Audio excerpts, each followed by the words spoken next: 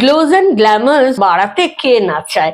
সকলে চায় বেশ আপনার দিকে সকলে তাকিয়ে দেখুক, আপনার স্কিনটা ঝকঝক করুক, মানে বেশ গ্লো করছেন, সকলে আপনার দিকে তাকিয়ে দেখছে কোন পার্লারে গিয়েছিলে গো জিজ্ঞেস করছে। এই গ্লোজ অ্যান্ড গ্ল্যামার্স কি করে বাড়ানো সম্ভব?